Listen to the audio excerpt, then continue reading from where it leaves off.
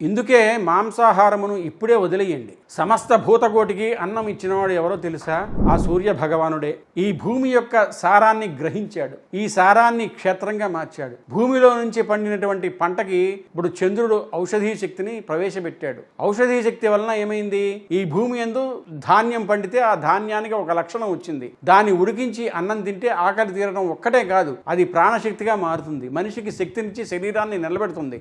అది రక్తంగా మారి శక్తిగా మారి ఎప్పుడు ఏ పని చేయాలన్నా ఆ పని చేయడానికి కావాల్సినటువంటి దక్షతగా నిలబడుతుంది, జ్ఞాపక శక్తిగా మారుతుంది. ఈ సమస్త భూతములు అన్న వికారములు. ఈ అన్నం ఎక్కడి నుంచి వచ్చింది అంటే ఆదిత్యుని యొక్క అనుగ్రహంతో వచ్చింది అన్నం.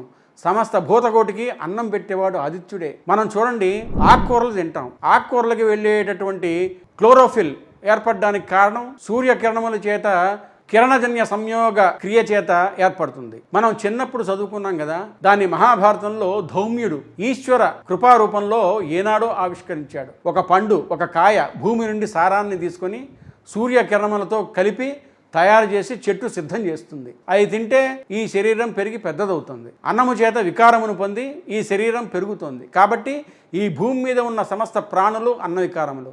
ఆ అన్నము ప్రాణశక్తి, తేజోశక్తి, ఓజోశక్తి. ఆ అన్నాన్ని ఇచ్చేవాడు ఆదిత్యుడు. ఆయన యొక్క కిరణములలో ఉన్నటువంటి శక్తిని పొందే చంద్రుడు మళ్ళీ అమృత ధారలను కురిపిస్తున్నాడు. దాని చేత ఔషధీతత్వాన్ని, ఔషధతత్వాన్ని పొందుతున్నాయి. పొంది దాన్ని జంతువులు, మనుష్యులు తిని అపారమైన బలాన్ని పొందుతున్నారు. మాంసాహారమును తినేటువంటి ప్రాణులు కూడా శాకాహారమును ఒక్కదాన్ని తిని బ్రతికేటటువంటి ప్రాణుల మాంసాన్ని ఇష్టపడతాయి. మాంసాహారం తినేటటువంటి ప్రాణులు కేవలం మాంసాహారం తినే ప్రాణుల్ని ఇష్టపడవు. సింహం ఉందనుకోండి, దానికి బాగా ఇష్టమైన మాంసం ఏది? ఏనుగు మాంసం ఇష్టం. ఏనుగు మాంసం ఎక్కడిది? ఏనుగు కేవలం శాకాహారి. ఈ శాకాహారం అంతా ఎక్కడిది? ఆదిత్యుడి కృప. ఈ శాకాహారాన్ని తిన్నటువంటి ఏనుగు కన్నా బుద్ధి కలిగినది, అంతకన్నా పెద్ద ప్రాణి భూమండలంలో ఇంకొకటి లేదు.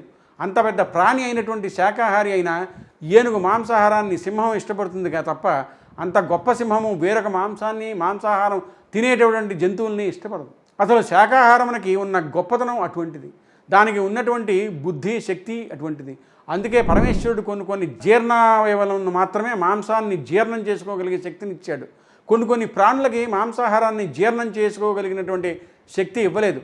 మనుష్యులు కూడా సాధ్యమైనంత వరకు శాకాహారిగానే బ్రతకాలి, మాంసాహారాన్ని త్యజించాలి. ఎందుకో తెలుసా అండి? యథాశాస్త్రంగా మాట్లాడాలి అంటే కలియుగంలో మనుష్య ఉపాధి మాంసాహారాన్ని జీర్ణం చేసుకోవడానికి ఉపయుక్తమైన స్థితిని పొంది ఉండలేదు. కాబట్టి ఆరోగ్యవంతమైన శరీరం శాకాహారం చేతనే ఏర్పడుతుంది, ప్రత్యేకించి కలియుగంలో. ఎందుచేత?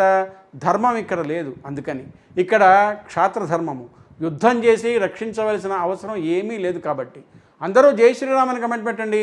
పెళ్లి సంబంధాల కోసం మా టెలిగ్రామ్ ఛానల్ మ్యాట్రిమోనీ ఇండియాలో జాయిన్ అవ్వండి.